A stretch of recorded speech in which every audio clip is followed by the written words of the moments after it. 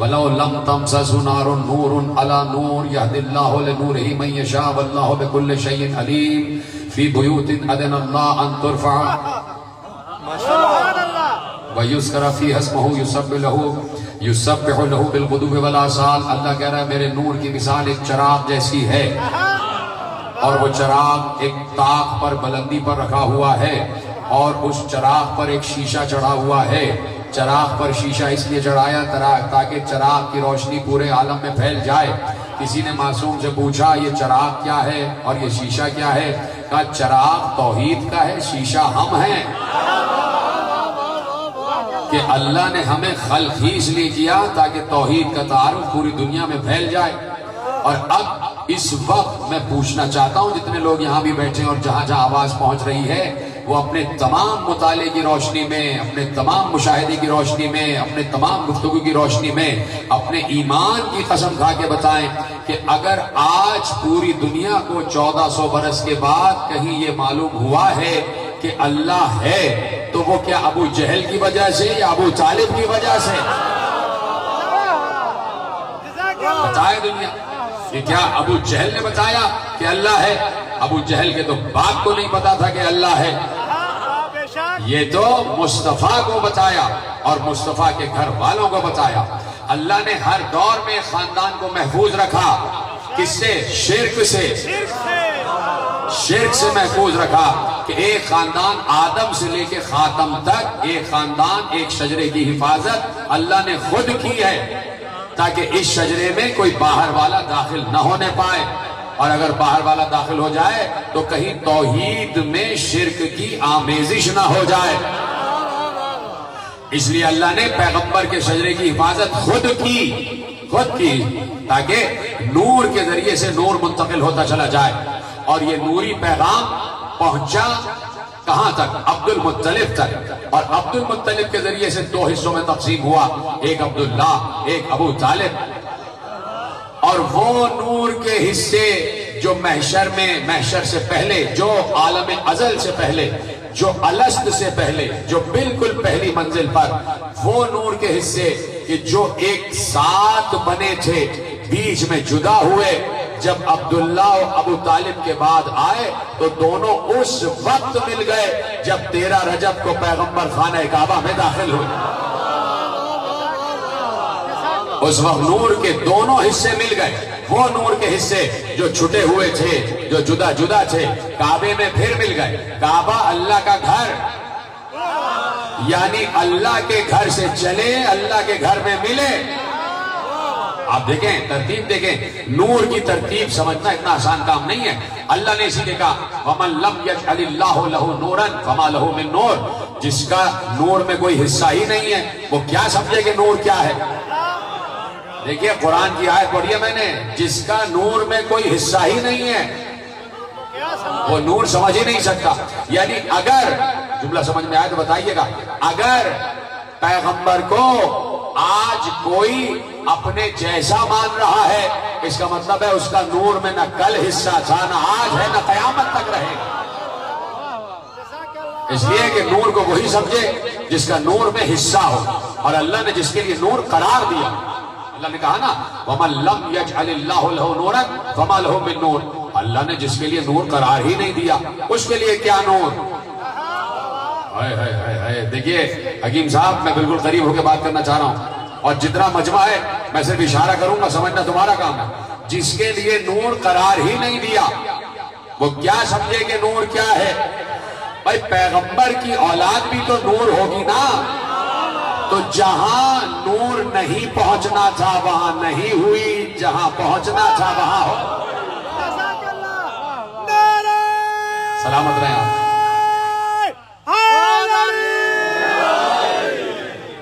जो नूर समझे उसे नूर मिले, जो नूर समझे उसे नूर मिले। देखो नूर को समझने के लिए नूर चाहिए। मैं मिसाल दूं, इतनी आसान मिसाल है कि आप समझ जाएंगे, बच्चा भी समझ जाएगा। रोशनी हो रही है, यहाँ ये रोशनी जल रही है और वैसे भी लाइटें जल रही है। अभी कोई अंधा आ जाए, इतनी आसान बात ये समझ जाओ। कोई अंधा आ जाए, वो कहेगा भाई अंधेरा हो रहा, उसको दिखाई नहीं देगा। अंधे को कुछ दिखाई नहीं देगा, उसकी निगाहों में सब अंधेरा। हालांकि सूरज भी अगर चमक रहा हो फिर भी उसकी निगाह में अंधेरा। यानी जहां नूर नहीं होता वहां नूर नजर भी नहीं आता। जहां आंख में नूर ना हो वहां नूर दिखाई भी नहीं देता। समझ गए ना मेरी बात? यानी नूर को देखने के लिए नूर चाहिए। नूर को देखने के लिए नूर चाहिए। आंखों में नूर होगा तो नूर नजर आएगा। अब पैगंबर को जो अपने जैसा समझे, समझ लो अंधा है, समझ लो अंधा है, उसे नूर दिखाई नहीं दे रहा, उसे खाक दिखाई दे रहा है। तो जिसे नूर खाक दिखाई दे, क्या उसे खाक दिखाई देगा? क्या उसे कुछ खाक दिखाई देगा? तो अब नूर देखने के लिए नूर चाहिए, नूर चाहिए, और नूर देता है अल्लाह। देखिए खालिद नूर अल्लाह। इसीलिए खुद मासूम ने कह दिया कि इल्म एक नूर है, नूर। इसको समझे आप? देखिए मैं पहले एक बात ये कह दूं कि आप कहीं भी रहते हो, चाहे चक में हो चाहे देहात में, तालीम जरूर हासिल करें। देखिए घर का सामान बेचना पड़े बेच दो, लेकिन बच्चों को पढ़ाओ जरूर। स्कूल जरूर भेजो, छोटे छोटे बच्चों को प्राइमरी तक सेकेंडरी तक पढ़ाओ जरूर। इसलिए कि ये जो तालीम होती है ना, जुमला दे रहा हूं, ये जो तालीम होती है ये इल्म तक लाती है। तालीम इल्म तक लाती है, और इल्म एक नूर है। अभी जुमला मुकम्मल नहीं किया। मासूम ने कहा इल्म एक नूर है जो अल्लाह बराह रास्त मोमिन के कल्ब में दाखिल करता है। ये मासूम की हदीस है। यानी इल्म नूर है, और इस नूर के इल्का का ताल्लुक बराह रास्त अल्लाह से। यानी इल्म अगर मांगना है तो अल्लाह से मांगना। कैसे सुन रहे हैं? आपको दुआ याद नहीं आई? मुस्तफा के पास सारा इल्म था। देखिए आदम का इल्म, नूह, इब्राहिम, मूसा, ईसा, याकूब, यूसुफ, दाऊद, सालेह, लूत, हूद, जितने अंबिया हैं 25 के नाम कुरान में मौजूद है, सिर्फ 25। अब जितने अंबिया हैं 1,23,999 अंबिया, कोई नबी नाउज़ुबिल्लाह जाहिल तो नहीं आया। हर नबी इल्म में कामिल, हर नबी इल्म में कामिल है। और हर नबी के लिए लिखा है, अहले सुन्नत ने भी लिखा और तशय्युअ ने भी लिखा कि हर नबी पैगंबर के पसीने से बना। जी आप सलामत रहे जो मेरा साथ दे रहे हैं। हर नबी पैगंबर के पसीने से बना। पैगंबर की जबीन से पसीने के कतरे टपके, एक एक कतरे से अल्लाह ने नबी बनाया। इतना महबूब है ये महबूब अल्लाह को कि उसने कहा मैं महबूब के पसीने को भी जाया नहीं करूंगा, इसलिए कि जिसका पसीना नूर हो उसकी जात कैसी नूर होगी। अंबिया भी नूर है ना, कोई इससे इनकार नहीं कर सकता। भाई अंबिया भी नूर है, तो अब अंबिया बने नबी के पसीने से, तो नबी का पसीना नूर हुआ कि नहीं हुआ? देखिए नबी का पसीना नूर हुआ। मैंने पहले साल पूरा सफर पढ़ा था कि पैगंबर का जब नूर बना है तो 20 दरियाओं में होता खाया है उसने, पैगंबर के नूर में। दरियाए हिल्म में, दरियाए इल्म में, दरियाए हया में, दरियाए वफा में, दरियाए रजा में, दरियाए सखावत में, दरियाए सयानत में, दरियाए दयानत में। और जब आखिरी दरियाए हया से बाहर आया है, ये दरिया पानी का नहीं था, नूर का दरिया, नूर के दरियाओं में, 20 नूर के दरियाओं में, नूर इल्म के दरियाओं में पैगंबर का नूर गया और आया, गया और आया।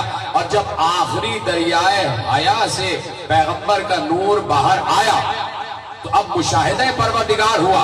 रब की बारगाह में उसने रब का मुशाहिदा किया, तो अब रब के जबरूत से, उसके रौब से पैगंबर की जबीन पर पसीना आया। यह है रिवायत, मुस्तफा की जबीन पर पसीना आ गया और पसीने के कतरे टपकने लगे। तो अब जब महबूब की, जो हसीन तरीन महबूब होता है ना, उसकी जबीन पर पसीना आ जाए तो मुहिब को वो भी अच्छा लग रहा होता। माशूक के जबीन पर पसीना आ जाए तो आशिक उसको भी पसंद करता है, और माशूक में और हुस्न में इजाफा हो जाता है। तो अब महबूब भी महबूब अजल और मुहिब भी अल्लाह जैसा मुहिब अजल, और शाहकार तरीन मखलूक मुस्तफा देखिए अल्लाह ने अपनी पहली ही मंजिल पर शाहकार तख्लीक कर दिया और का कलम तोड़ दिया। बस अब मुस्तफा है और मुस्तफा जैसा हम कोई नहीं बनाएंगे, अगर बनाएंगे तो मुर्तजा। और हमने दोनों को साथ बनाया। तो अब जबीन से पसीने के कतरे टपके, तो अल्लाह ने उन कतरों को जाया नहीं होने दिया। पहला कतरा टपका, दूसरा, तीसरा, चौथा, पांचवा, 1,23,999 अंबिया अल्लाह ने बना दिया। का ये सब अंबिया यानी ये नूर है जो अंबिया में तकसीम हुआ। ये पसीना नहीं है, ये नूर है। एक कतरे का नूर आदम को मिल गया, एक कतरे का नूर नूह को मिल गया, एक कतरे का नूर इब्राहिम को। इस तरह 1,23,999 नूर के कतरे तकसीम हुए हर नबी में। अब जो नबी आ रहा है वो इल्म लेकर आ रहा है। देखो इस पर गौर करना, जो नबी आ रहा है इल्म लेकर आ रहा है। इसलिए कि नबी कहते हैं उसको जिसके पास खबर हो, नबा जिसके पास हो, नबा कहते हैं खबर को, और नबी कहते हैं खबर वाले को, जिसके पास खबर हो। तो नबी के पास होती है खबर, और वो खबर क्या है? सबसे बड़ी खबर है ला इलाहा इल्लल्लाह। जीते रहें, सलामत रहें। कौन समझेगा ऐसी बातें जो आप समझ रहे हैं? खुदा की कसम मैं सलाम करता हूं आपको कि नबी के पास सबसे बड़ी खबर यह है कि माबूद है, अल्लाह है, वो तुम्हारा खालिक है, वो तुम्हारा मस्जूद है, वो तुम्हारा राज़िक़ है। हर नबी ये खबर लाता है, और फिर हर नबी को अल्लाह जो इल्म उसके इहाते में है वो सब देता है। हजरत आदम को इल्म दिया, अल्लमा आदम अल अस्मा कुल्ला। हमने आदम को कुल के कुल अस्मा का इल्म दे दिया। जनाबे नूह के पास वो इल्म कि जनाबे नूह ने कहा कि परवरदिगार अब इस कौम को अजाब ले आ, अब इस कौम पर अजाब ले आ, इसलिए कि अब कयामत तक इनमें कोई मोमिन नहीं आने वाला, इल्ला फाजिरन कफ्फारा, सिवाय काफिरों के इनकी नस्ल में कोई नहीं आ रहा। तवज्जो, जनाब नूह ने कहा परवरदिगार अब इन पर अजाब ले आ, इसलिए कि अब इनकी नस्ल में सिवाय फाजिर और काफिरों के कोई नहीं आ रहा। यानी जनाब नूह को यह इल्म दिया था कि वो नस्लों को देख लिया करते थे। जनाब नूह के पास ये इल्म था, और वो वाला इल्म भी था जिसे ला इलाहा इल्लल्लाह वाला इल्म कहते हैं। तो जनाब नूह के पास भी इल्म। जनाब इब्राहिम के पास इल्म कौन सा था? जनाब इब्राहिम के पास इल्म वो था कि वो मुर्दों को जिंदा करते थे, परिंदों को पकड़ा और आवाज दी, सारे परिंदे जनाब इब्राहिम के हाथ में जिंदा हो गए। और जनाब इब्राहिम के पास वो इल्म कि मलकूत तक बुला लिया, जहां से अल्लाह पूरी कायनात के निजाम को कंट्रोल कर रहा है, वहां इब्राहिम को बुला के दिखा भी दिया ऐसे कंट्रोल करता हूं। इतना इल्म जनाब इब्राहिम को दे दिया।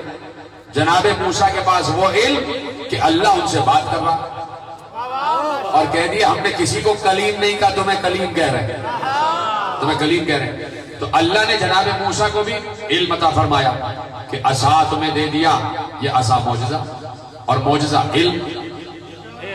तुम्हारा हाथ यद बैजा मौजज़ा, और मौजज़ा इल्म।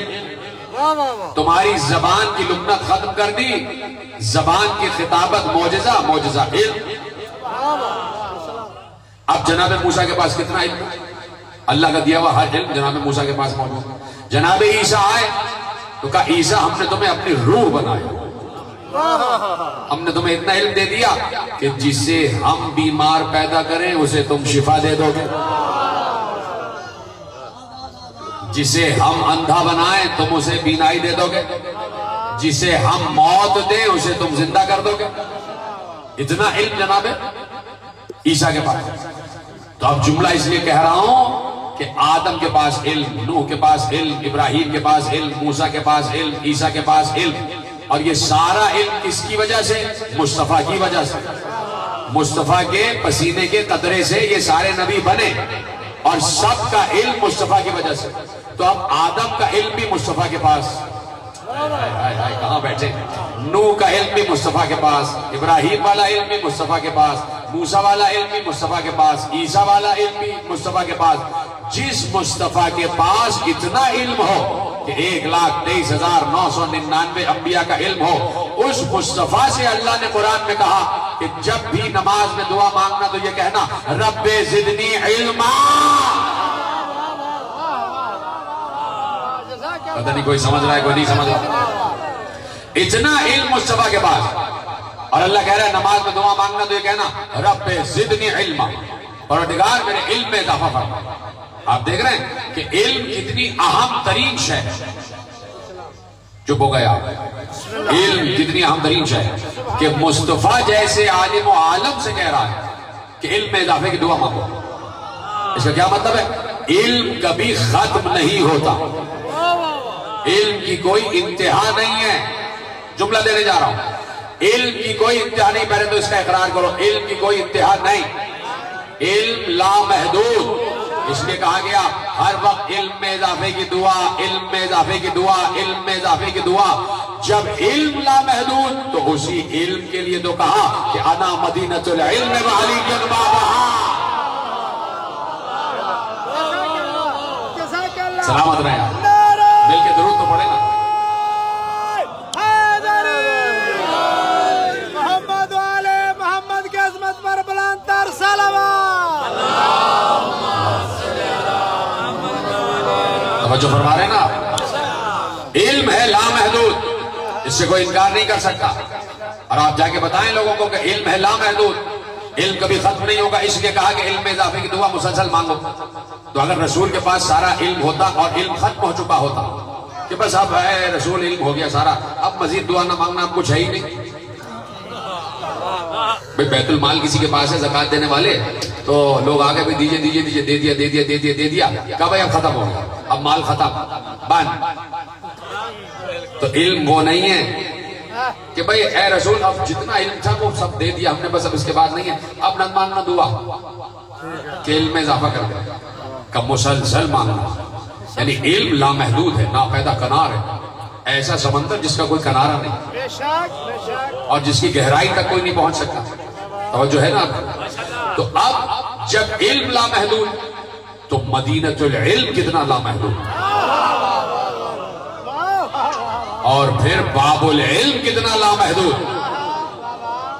तो अब अभी तक तो न दरवाजा समझ में आया, न शहर समझ में आया, तो क्या अल्लाह खाक समझ में आएगा? अभी तो दरवाजा समझ में नहीं आया, और जब दरवाजा समझ में आएगा तो शहर समझ में आएगा, और जब शहर समझ में आ जाए तो फिर खालिद शहर तक पहुंचना। तो कैसे कोई अल्लाह तक पहुंच जाएगा? तो कैसे कोई जुमला जाया ना हो, या अली और या अली और या मोहम्मद और या मोहम्मद के बगैर कैसे कोई या अल्लाह कह रहा है?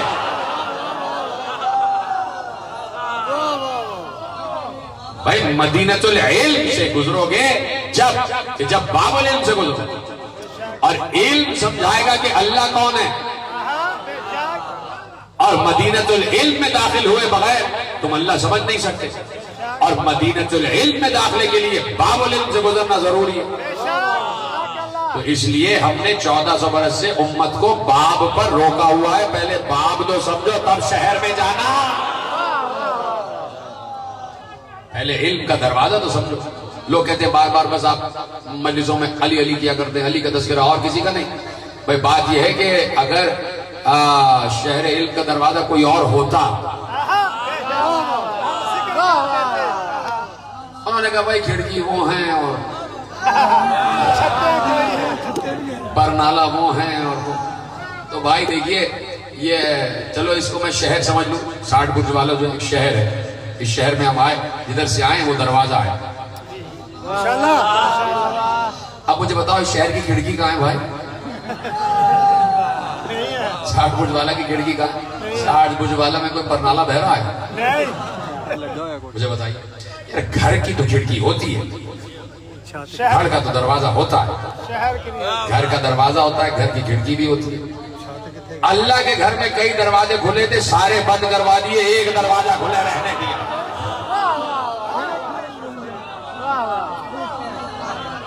सारे बंद करवा, कहीं एक दरवाजा खुला रहे। तो घर का तो दरवाजा खिड़की है, कहीं शहर में हमने खिड़की नहीं देखी। शहर की छत, शहर का दरवाजा तो देखा है, तो शहर में दाखिल होने के लिए गेट होता है, दरवाजा होता है, राहदारी होती है, एंट्रेंस होती है। और एंट्रेंस पे अब आजकल इतना खतरा बढ़ गया है कि एंट्रेंस पे गार्ड जरूर बैठे होते हैं। कौन आ रहा है जरा बताना तो, मोमिन हो या मुनाफिक हो।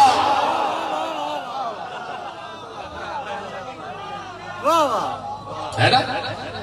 तो अब जी तलाशी भी होती है, और तलाशी ये होती है कि अली के अलावा किसी और को तो नहीं लाया, आईडी कार्ड चेक कर, किसी और की मोहब्बत, किसी और से मुराद यानी अबू जहल वगैरह। जाहिलों से मोहब्बत थोड़ी करते हैं, आलिमों से मोहब्बत करते हैं। सहाबा ने जिनसे मोहब्बत की, हम उन्हीं से तो मोहब्बत करते हैं। जिनसे असहाब ने मोहब्बत की, उनसे मोहब्बत करते हैं। तो अब है जनाब शहर, और शहर में है दाखला, और शहर है शहर इल्म, और इल्म है लामहदूद, इल्म है लामहदूद। और एक आलिम मिंबर कूफा पे बैठ के कह रहा है, मुझसे लामहदूद इल्म के बारे में सवाल करो। अल्लाह अकबर, मुझसे लामहदूद इल्म के बारे में सवाल करो। यानी कोई मामूली दावा नहीं था ये। देखिए बहुत मर्तबा सुना आपने सलूनी। एक मैं आपको एक चीज और पेश करता हूं, मामूली दावा नहीं था, सलूनी। इसके लिए देखिए ना, अगर मसलन देखिए प्राइमरी की क्लास है, चौधरी साहब प्राइमरी की क्लास है, प्राइमरी का जितना सिलेबस है ना, वो प्राइमरी के उस्ताद को मालूम है, और वो जानता है कि ये बच्चे मुझसे इससे आगे का सवाल नहीं कर सकते।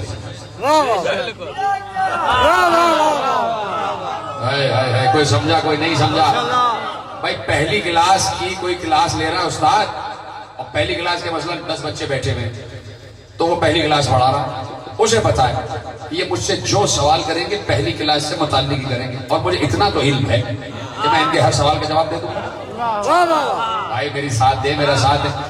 अब अगर कोई मैट्रिक तक को पढ़ा रहा है, मैट्रिक तक, अब उसके सामने पहली, दूसरी, तीसरी, चौथी, पांचवी, छठी, सातवीं, आठवीं, नवीं का तालिब इल्म भी आ जाएगा, तो वो 9 क्लासें पढ़ के 10वीं तक आया, तो वो 7वीं क्लास वाले का भी जवाब दे देगा, 8वीं का भी, 9वीं का भी, और 10वीं का भी।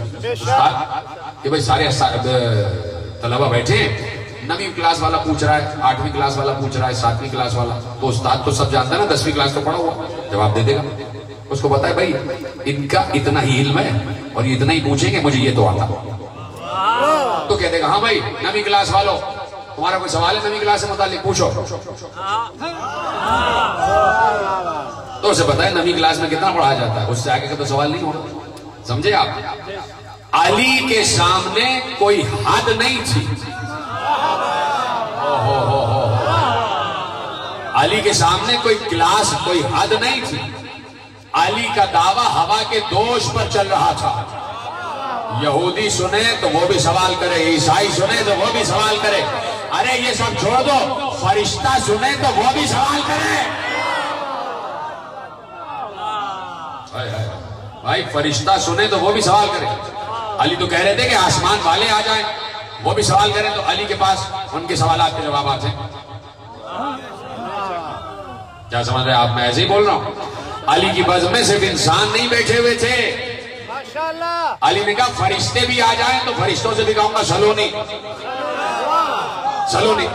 तो सबसे पहले जब अली ने सवाल किया है, मुझसे पूछो सबसे पहले, और सबसे पहले जिसने सवाल किया है अली से, उसने एक बार खड़े होकर पूछा, बचपन से सुन रहे हो, समझ जाओगे, मुस्कुराया। नहीं, तुम्हारे चेहरे पे मुस्कुराहट आ जाएगी, मैं 100% कह रहा हूँ, जैसे मैं पहला लफ्ज कहूंगा, इसलिए कि बचपन से सुन रहे हो। अली ने कहा सलोनी। तो सबसे पहले जिसने सवाल किया वो खड़े होकर कहता है, मुझे ये बताइए इस वक्त जिब्राइल कहां पर है? जीत रहे, सलामत रहे, मुझे बताएं इस वक्त जिब्राइल कहां है? तो आप समझ गए ना कौन था? अली ने चश्मे ज़दन में इधर उधर देखा, ये तो मैंने कहा। एक बार अली ने चश्मे ज़दन में पूरी कायनात का मुशाहिदा किया और कहा तू है जिब्राइल। अल्लाहु अकबर, आसानी से समझ लिया आपने, तू है जिब्राइल। तो उसकी तफसीर में लिखा लोगों ने कि अली ने मशरक़ैन में देखा, मगरबैन में देखा, शुमालैन में देखा, जुनूबैन में देखा, आसमानों तक देखा, बुलंदियों तक देखा, सिदरा तक देखा, जमीन की तहों तक देखा, हर नबी की कब्र तक देखा, कहीं जिब्राइल नजर ना आया। तो अली ने कहा कि कहीं जिब्राइल नहीं है, या तो तू है या मैं हूं। बात यह है कि मैं हूं, अली हूं, तू ही जिब्राइल है। मैं अली हूं, तू जिब्राइल है। तो अब अली के उस जुमले की लाज रखी अली के इस शागिर्द ने। अली के जुमले की लाज ऐसे रखी कि उस वक्त, इसलिए कि लोग कह सकते थे कि भाई ये कोई अली का पढ़ाया हुआ था, पहले से प्लानिंग थी। तो जिब्राइल ने अपनी असल शक्ल दिखाई। जिब्राइल के जिस्म बढ़ना शुरू हुआ और उसके पूरे जिस्म में बाल पर आना शुरू हो गए, कलियां फूटना शुरू, और कलियों से दोबारा पर निकले, और पर निकलते निकलते वो बड़ा होता गया। और बैठे बैठे जब उसका कद बड़ा हुआ तो छत शिगाफ्ता हुआ और जिब्राइल परवाज करता हुआ बाहर। तो समझे आप, अली की बज़्म लामहदूद थी। अली के सब बैठे हुए थे और अली सबसे कह रहे थे कि अपने अपने इल्म के मुताबिक सवाल कर लो, जब पूछोगे अली जवाब देगा, जब पूछोगे अली जवाब देगा। तो अली है बाबुल इल्म। अभी तो बाबुल इल्म के सलूनी तक नहीं पहुंचे, शहर इल्म ने तो अभी सलूनी कहा ही नहीं। इतना बड़ा जुमला मैंने दे दिया। अभी शहर इल्म ने तो सलूनी कहा ही नहीं, अभी तो बाबुल इल्म ने सलूनी कहा। और अभी उसी के सलूनी का वजन नहीं उठा पा रही दुनिया, उसी के सलूनी का वजन नहीं उठा पाता कि अली है क्या। तैयार है सुनने के लिए? अभी तक यही नहीं मालूम हुआ कि अली है क्या, और अभी जब ये नहीं मालूम हुआ कि अली है क्या, तो ये कब मालूम होगा कि नबी क्या। और जब नबी नहीं समझ में आया तो खालिद नबी क्या समझ में, अल्लाह क्या समझ में। तो अभी तो यही नहीं पता चला कि अली को अल्लाह ने कैसे बनाया और क्या बनाया। अल्लाह की कुदरत कामिला का सबसे बड़ा शाहकार है अली। कुदरत कामिला शाहकार है अली। अल्लाह ने दस्ते खास कुदरत से अली और नबी को बनाया। अब मैं आपसे पूछना चाहता हूं कि कितने गोशे हैं जो जाते अली में बिखरे हुए हैं, कहां कहां से आपने दिखाया, कितनी तकरीरें आप सुन चुके हैं बरसा बरस। हर साल आपको कोई नया गोशा मिलता है, बोलो ना हाँ। हर साल कहीं ना कहीं से कोई नई बात जरूर मिलती है अली से मुताल्लिक़। ये है वो अली के जो अब तक समझ में नहीं आया, जो समझ में नहीं आया। अली जा रहे थे तो लिखा यह है कि अन्नहु दखला फी सूक़िल कूफा। अली अपने किसी दोस्त के साथ, अपने सहाबी के साथ कूफे के बाजार से गुजर रहे थे। फ़इज़ा हुआ बिर्रजुलिन मुवल्लीह ज़हरहु। वहां एक शख्स खड़ा हुआ था और अली जहां से गुजर रहे थे उसकी पुश्त ऐसे थी। अली जा रहे थे, उसकी पुश्त अली की तरफ थी और वो बातें कर रहा था किसी से। और बातें करते करते उस शख्स ने कसम खाई, कल्ला वल्लज़ी अहतजब बिस्सबअ हिजाब। वो आपस में दो शख्स बातें कर रहे होंगे, कोई सौदा वौदा होगा। उन्होंने कहा मैं कसम खाता हूं उस जात की जो 7 पर्दों में छुपी हुई है। कसम है उस जात की जो 7 पर्दों में छुपी हुई है। अली उसके पीछे से गुजर रहे थे। रावी ने लिखा ज़रबा अली बियदिही अला ज़हरी। अली ने एक बार अपने हाथों से उसकी कमर पर हाथ मारा। सुभान अल्लाह। अली ने उसकी कमर पर अपने हाथ से हाथ मारा, वो पीछे मुड़ा। उसने कहा अमीरुल मोमिनीन ने। अली ने कहा फमनिल्लज़ी अहतजब बिस्सबअ हिजाब। कौन है वो जो 7 पर्दों में छुपा हुआ? अल्लाहु अकबर। जो समझ गए उनको मेरा सलाम है। कौन है वो जो 7 पर्दों में छुपा हुआ है? उसने कहा रब्बुल आलमीन या अमीरुल मोमिनीन। अमीरुल मोमिनीन वो रब्बुल आलमीन है जो 7 पर्दों में छुपा हुआ है, मैंने उसकी कसम खाई। अली ने कहा खता कर रहा है। सकिलत का उम्म का, तेरी माँ तेरे मातम में बैठे। इन्नल्लाह लैसा बैनहु व बैन खल्क़िही हिजाबुन फहुवा मअहुम ऐनमा कानो। का सुनो अल्लाह और अल्लाह की मखलूक के दरमियान कोई पर्दा नहीं है।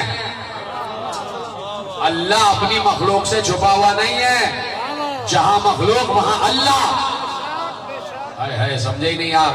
अली ने कहा वो छुपा हुआ नहीं है। नहीं, आप चुप हो गए तो मैं पूछना चाहता हूं, अल्लाह इस वक्त है या नहीं है? ना, मौजूद है ना, या मौजूद है, हमारी आवाज भी सुन रहा। अब अली ने कहा जहां बंदा होता है वहां अल्लाह है। अल्लाह बंदे के साथ साथ है, उसके और बंदे के दरमियान कोई हिजाब नहीं है। हिजाब होता तो अल्लाह कहीं और होता, बंदे कहीं और होते। तो जब अली ने कह दिया कि अल्लाह और बंदों में कोई हिजाब नहीं है, तो जरा उस शख्सियत को तो तलाश करो कि जो मेराज में जब पैगंबर गए तो हिजाब पर हिजाब, हिजाब पर हिजाब, हिजाब पर हिजाब, तो वो कौन सी शख्सियत थी जो 7 हिजाबों में छुपी हुई थी?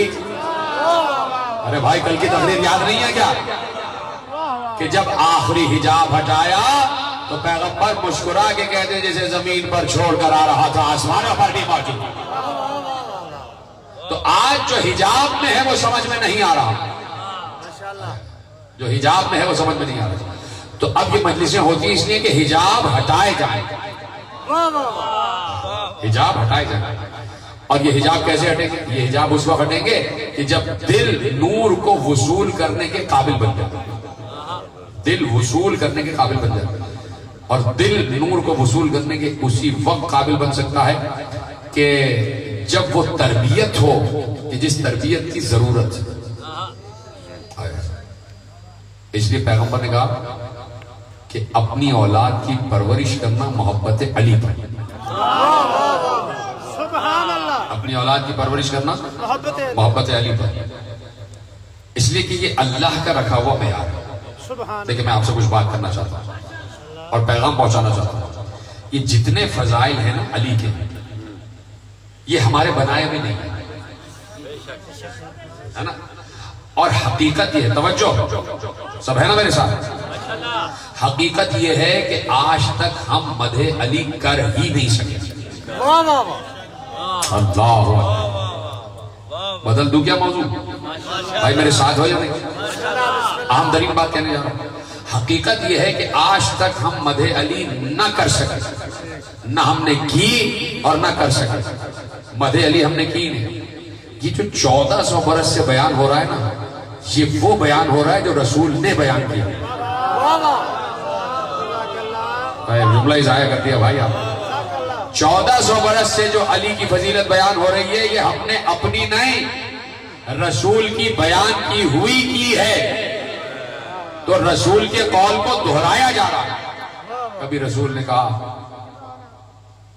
कहा नफ्सों का नफ्सी या अली, कभी रसूल ने कहा लहमों का लहमी या अली, कभी रसूल ने कहा दमों का दमी या अली, कभी रसूल ने कहा अज़्मों का अज़्मी या अली, कभी रसूल ने कहा जिस्मों का जिस्मी या अली, कभी रसूल ने कहा रूहों का रूही या अली, कभी रसूल ने कहा अक्लों का अक्ली या अली, कभी रसूल ने कहा लिसानों का लिसानी या अली, कभी रसूल ने कहा यदों का यदी या अली, कभी रसूल ने कहा आइनों का आइनी या अली, और एक बार झूठ के कहा कि अंता मिन्नी व अना मिनका या अली। पूरा का पूरा रसूल अली में समा गया, पूरा का पूरा रसूल अली में समा गया। और जब पूरा का पूरा रसूल अली में समा गया, तब कहा मन कुन्त मौला हो फहाज़ा अली मौला। तब कहा कि मैं और अली एक जिस्म एक जान, कल भी एक साथ, आज भी एक साथ, और कयामत तक एक साथ रहेंगे। तो अब पूरा का पूरा वजूद अली रसूल में समाया हुआ है। और जो खत्म हो रही है बात, लेकिन मेरे साथ रहना।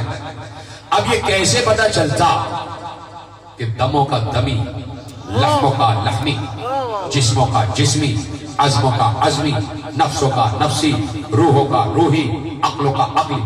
या अली तेरी अक्ल मेरी अक्ल, तेरा जिस्म मेरा जिस्म, तेरी हड्डियां मेरी हड्डियां, तेरी रूह मेरी रूह, तेरा गोश्त मेरा गोश्त, तेरा खून मेरा खून, तेरी उंगलियां मेरी उंगलियां, तेरी आंख मेरी आंख, तेरा सर मेरा सर, तेरे हाथ मेरे हाथ, तेरे पांव मेरे पांव, तेरा सीना मेरा सीना, तेरा कल्ब मेरा कल्ब।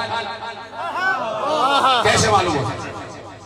लोगों के ज़हन में सवाल पैदा हो गया कि रसूल अल्लाह ने ये क्या कहा, क्या मोहब्बत में कहा भाई की, या इसमें कोई हकीकत है?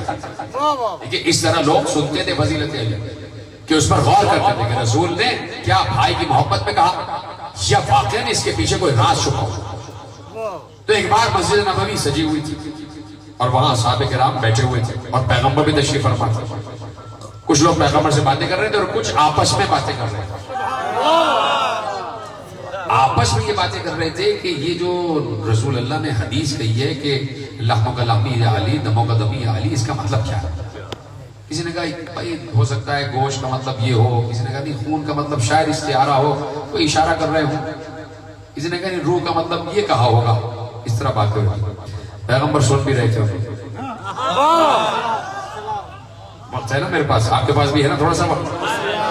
पैगंबर उन्हें सुन रहे थे, अपनी बातें भी कर रहे थे, जवाब भी दे रहे थे, उन्हें भी सुन रहे थे, आपस में बहस कर रहे हैं कि लहमों का लहमी का क्या मतलब है, दमों का दमी का क्या मतलब है, क्यों कहा पैगंबर ने और इसमें राज क्या।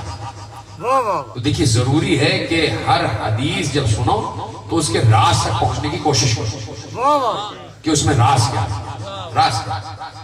तो अभी राज की बात हो रही थी तो पैगंबर सुन रहे थे, पैगंबर को जवाब नहीं देते, चाहते तो जवाब दे देते, लेकिन कौली जवाब अलग होता है, अमली जवाब अलग होता है। पैगंबर इंतजार में थे किसी चीज की, किसी लम्हे के इंतजार में थे। भाई जैसे ही पैगंबर ने निगाह उठा के देखा कि मस्जिद नबवी के दरवाजे से अली दाखिल हो गए, अली दाखिल हुए। जब अली दाखिल हुए तो अली पैगंबर की तरफ आने लगे। जब अली पैगंबर की तरफ आने लगे तो आज अजीब मामला हुआ कि पैगंबर खड़े हो गए, और जब खड़े हुए तो सारे असहाब खड़े हो गए। जब सारे असहाब खड़े हुए तो एक बार पैगंबर ने कहा या अली आओ मेरे गले से लग जाओ। क्या सुन रहे हैं? या अली आओ मेरे गले से लग जाओ। अली दौड़ते हुए आए और पैगंबर ने तवज्जो, अपनी मारिफत को सामने लाते हुए जुमला समझना और सुनना, पैगंबर ने अली को कलेजे से लगाया, सीने से लगाया, करीब लाए, करीब लाए, करीब लाए, सीना सीने से मिला, चेहरा चेहरे से मिला, शिकम शिकम से मिला, हाथ हाथ से मिला, और अब लोगों को अली दिखाई ही नहीं दिए। सलामत रहे आप। ऐसे लिपटाया और अली पैगंबर में समा गए। कहां बैठे हैं आप? अली पैगंबर में समा गए। अब अली दिखाई नहीं दे रहे, रसूल दिखाई दे रहे। पैगंबर ने कहा ये मतलब है लहमों का लहमी, दमों का दमी, अज़्म का अज़्मी, जिस्म का जिस्मी। समझ गई बात? अब अली गायब हो गए और सिर्फ रसूल नजर आ रहे। अब बताओ समझ में आएंगे अली और नबी? भाई कुछ इनकार करने वाले हो सकता है ये इस वक्त सोच रहे हो कि क्या किस्सा कहानी है भाई। हो सकता है कुछ लोग सोच रहे हो जहां आवाजें जा रही, आपकी बात नहीं कर रहा यार, ये लोग तो किस्सा कहानी बयान करते हैं। तो भाई किस्सा कहानी नहीं, मोजज़ा है। और मोजज़े का मतलब ही ये है कि जो किसी की समझ में ना आए, किसी की समझ में ना आए। पैगंबर ने अली को कांधे अपने कलेजे से लगाया, सीने से लगाया, और लगाते लगाते इतना करीब लाए कि अपने अंदर समा लिया। अब सिर्फ रसूल नजर आ रहे हैं, अली गायब। और आज का अली भी गायब। जी तेरा सलामत। आज का अली भी गायब, गायब में है। उस वक्त भी अली गायब में चले गए। ना कीमती जुमला है, कदर तो क्या करें ना। उस वक्त भी अली गायब में चले गए, रसूल के अंदर समा गए। अब सोचिए आप, जरा गौर किया करें कभी एक मामला।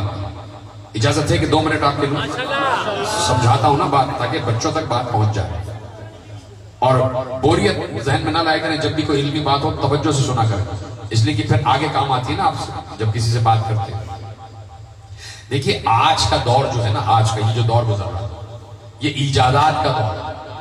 मुसलसल कोई नई चीज इजाद हो रही है, नई चीज इजाद हो रही है। अब ये जब मतलब मोबाइल फोन ही ले लीजिए, कल जो है ना इसमें बड़ी बड़ी चिपें लगी थी, अब तो इतना है कि बस इसमें 200-250 GB आ रहा है, सारी मेमोरी इसी में, पूरी दुनिया इसी में, इसमें मुख्तलिफ चीजें ऐड हुई चली जा रही है।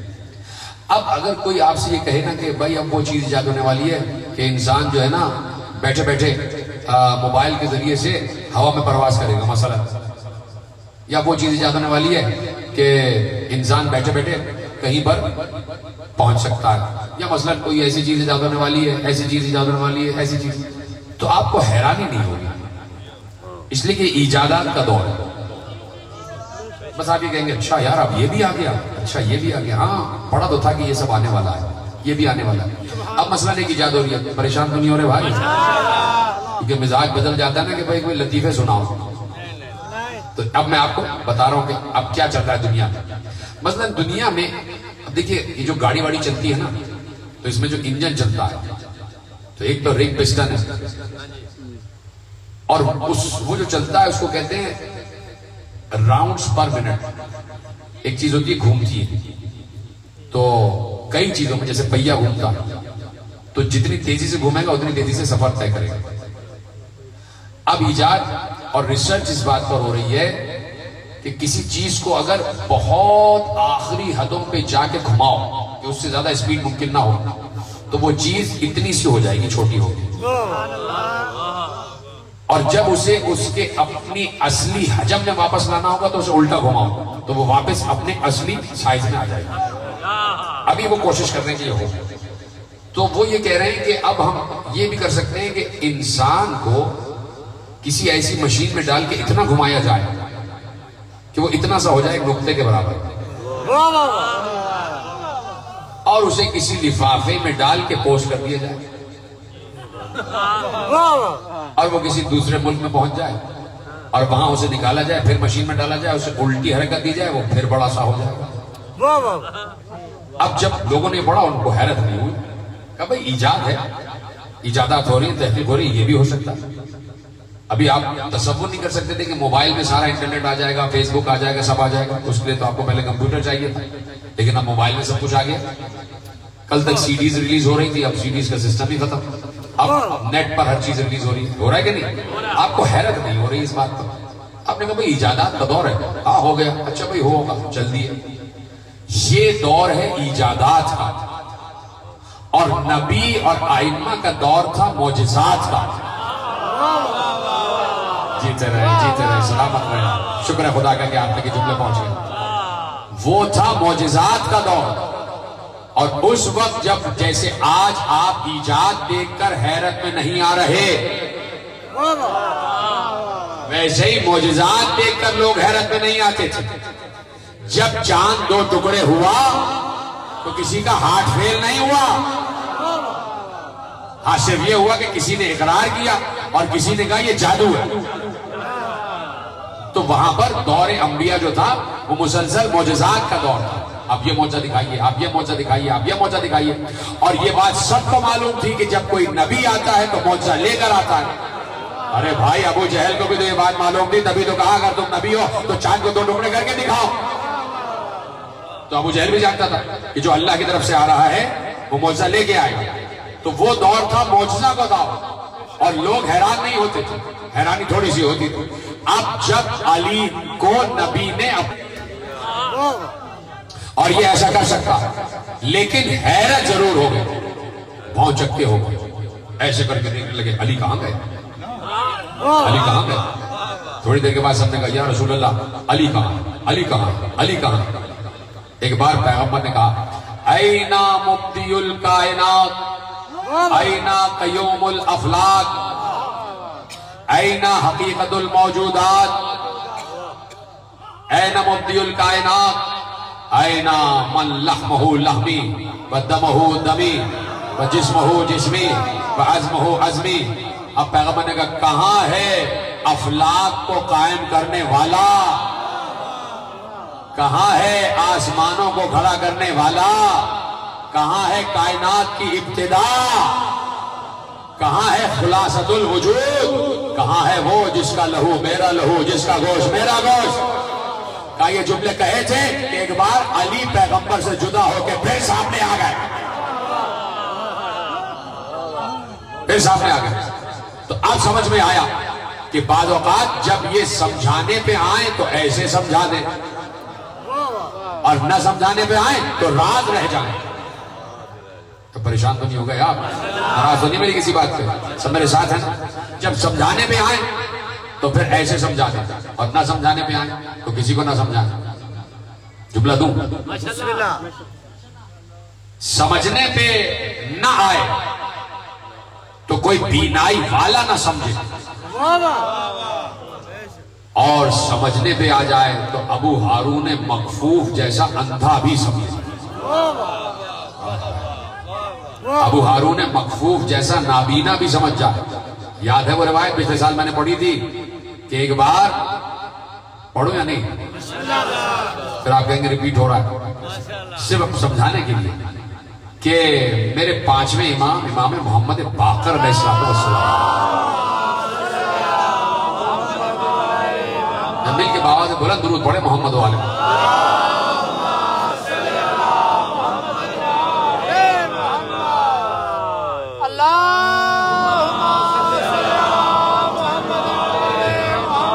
अब जो है तो अब मेरे पांचवें इमाम तशरीफ फरमा, मस्जिद नबवी है और अबू बसीर मौला का साहब, नमाज हो गई।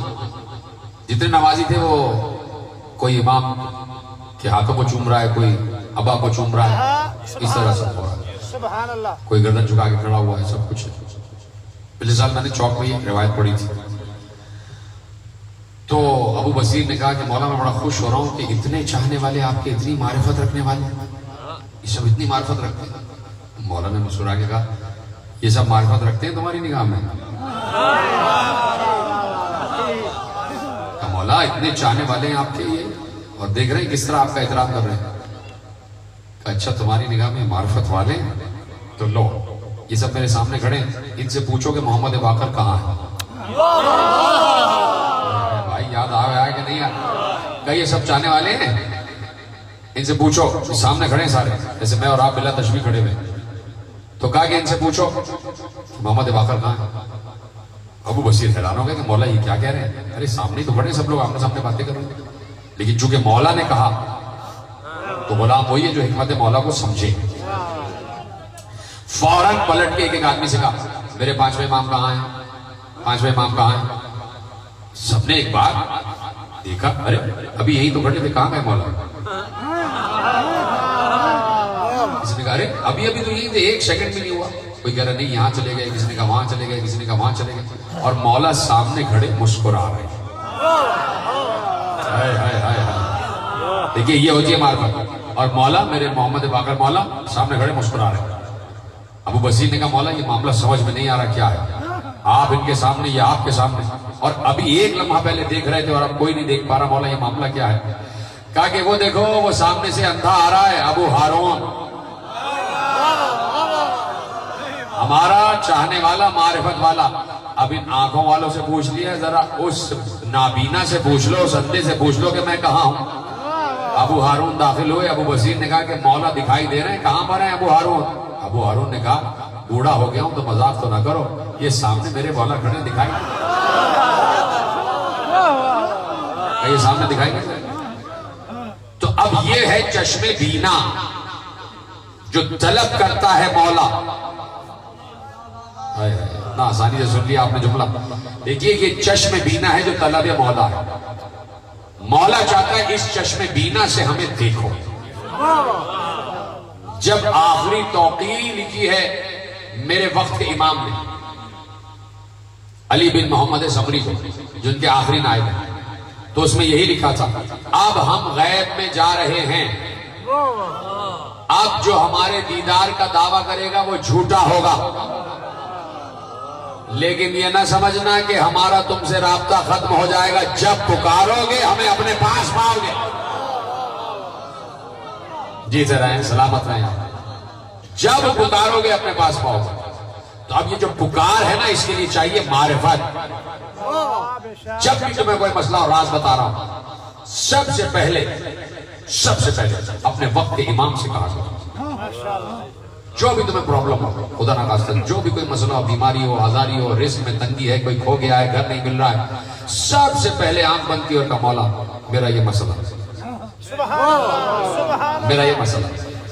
तो अब ये है मारिफत। इस मारिफत को सैकल करना, और इस मारिफत के बढ़ने का सबसे बड़ा जरिया ये मजलिस आज़ा।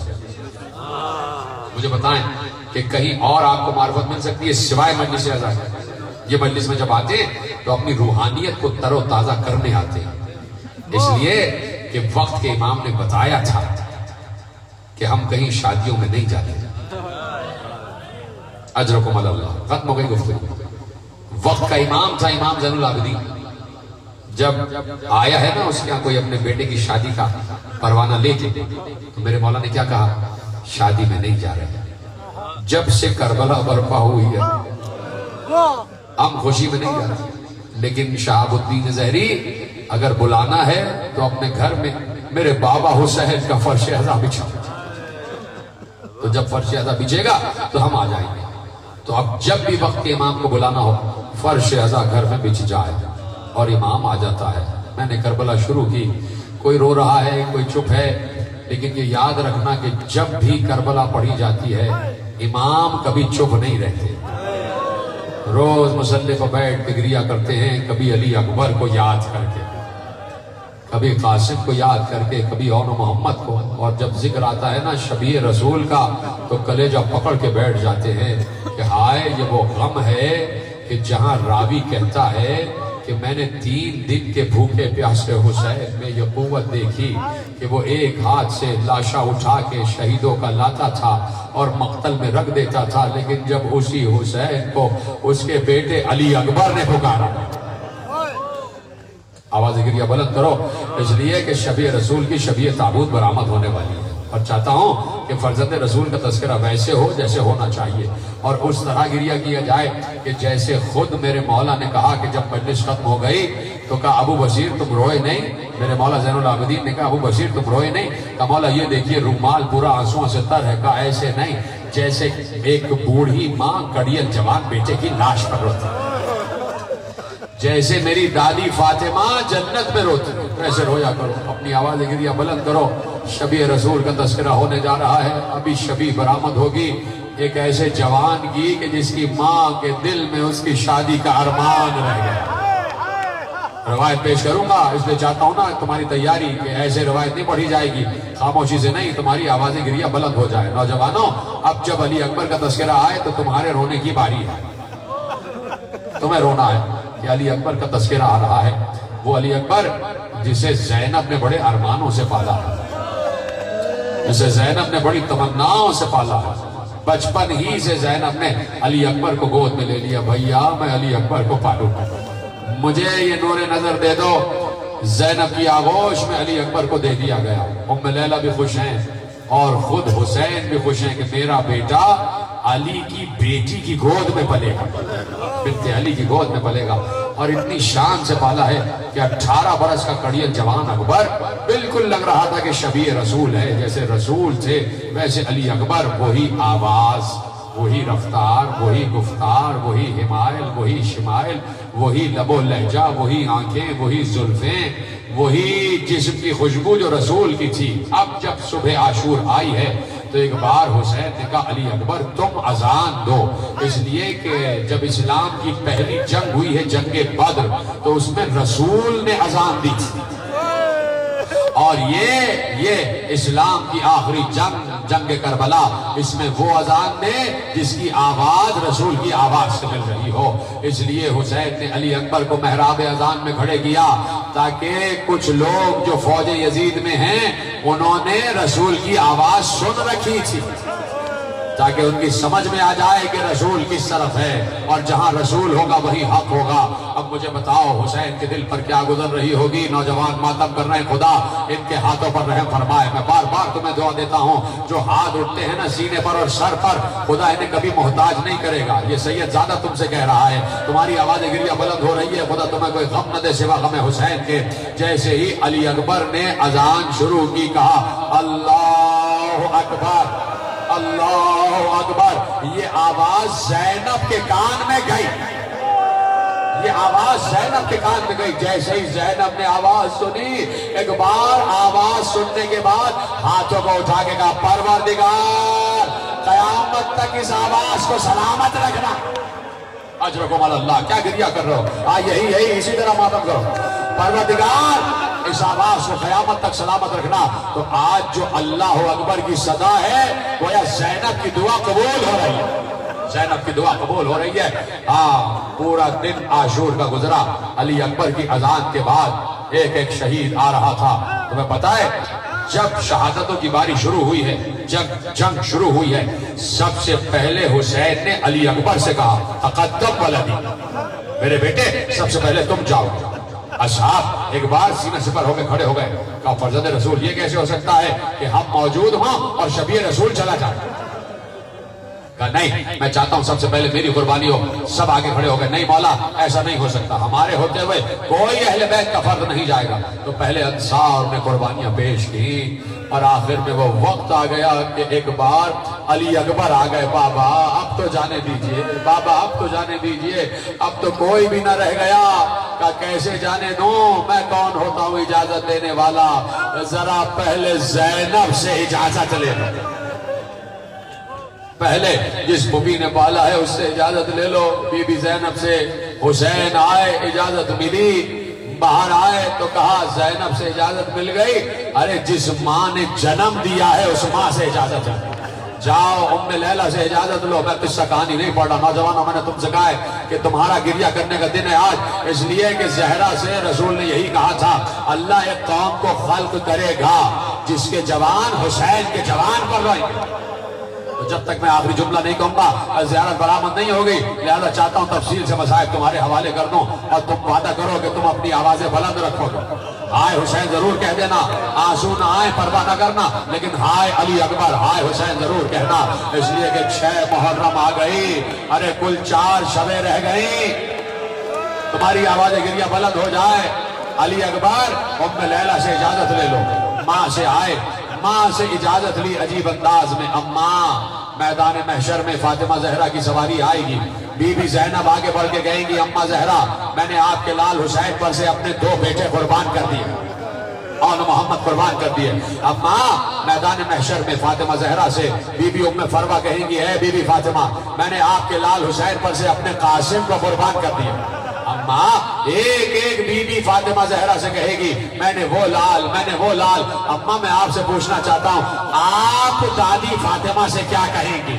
तो अब उम्मे लैला ने कहा, बेटे मैं समझ गई तू क्या कहना चाहता है। अरे मैं यही कहूंगी, बीबी फातिमा, मैंने आपके हुसैन पर से अपने अली अकबर को कुर्बान किया। अजरकुम अल्लाह, अजरकुम अल्लाह। जाओ अली अकबर जाओ, तुम्हें इजाजत दे दी। अली अकबर आ गए। जैसे ही घोड़े पे बैठने लगे, हुसैन ने कहा, कहाँ जाते हो बेटे, कहाँ जाते हो? कहा, बाबा अम्मा ने इजाजत दे दी, फूफी ने इजाजत दे दी, मैं जा रहा हूँ। कहा, दोनों ने इजाजत दे दी, जरा इस बूढ़े बाप से तो इजाजत ले। अभी इस बूढ़े बाप ने कहा इजाजत दी?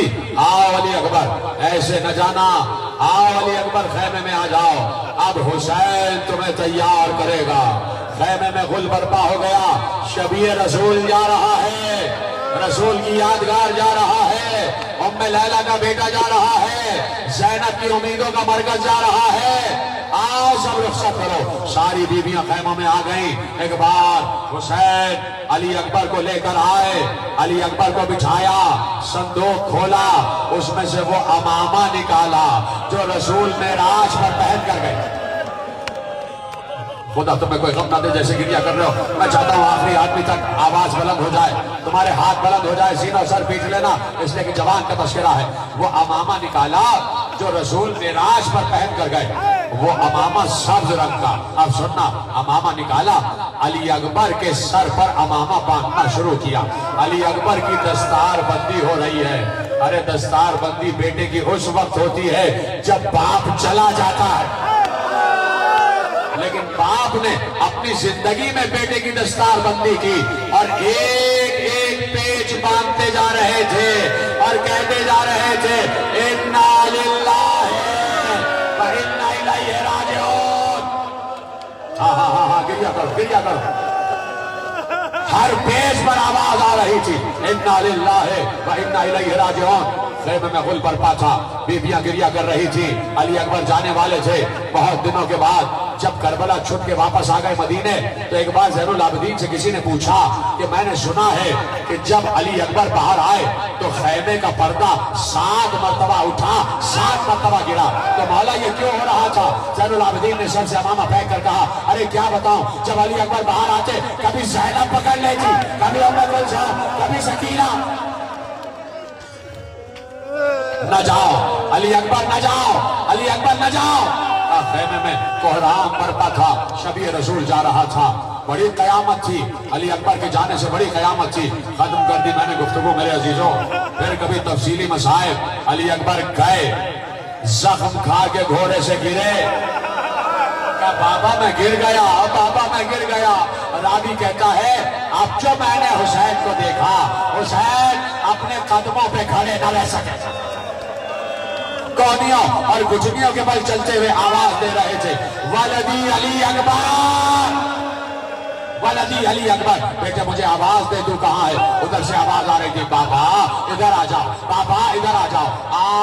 आह करते हुए हुसैन अली अकबर के लाशे पर पहुंच गए। आखिरी दम था, अली अकबर का दम उखड़ रहा था, न मालूम कैसे लाशा उठाया। पिछले साल पूरी तफसील पढ़ी, अब वो तफसील नहीं पता है। न मालूम अली के बेटे ने अली का लाशा कैसे उठाया, अली के बेटे ने अली का लाशा उठाया, अली अकबर का लाशा उठाया, लेके चले और लाके मक्तल में लिटा दिया। आखिरी जुमला पढ़ने जा रहा हूँ, मेरी माएँ बहनें बैठी हुई हैं, बहनों के सरों पर भाइयों का साया सलामत रहे, खुदा सब बहन भाइयों को एक साथ मोहब्बत से रखे। अभी अली अकबर का लाशा मक्तल में लाके लिटाया ही था कि किसी ने हुसैन की पुष्ट से आकर कहा, अस्सलामु अलैका या अबा अब्दुल्लाह। हुसैन ने पीछे मुड़ के देखा, कौन है जो मुझे इस आलम गुर्बत में सलाम कर रहा है?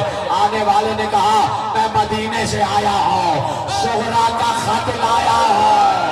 बहन ने भाई को सलाम कहा है, भैया मैं इंतजार कर रही हूँ, आ जाओ बहन को ले।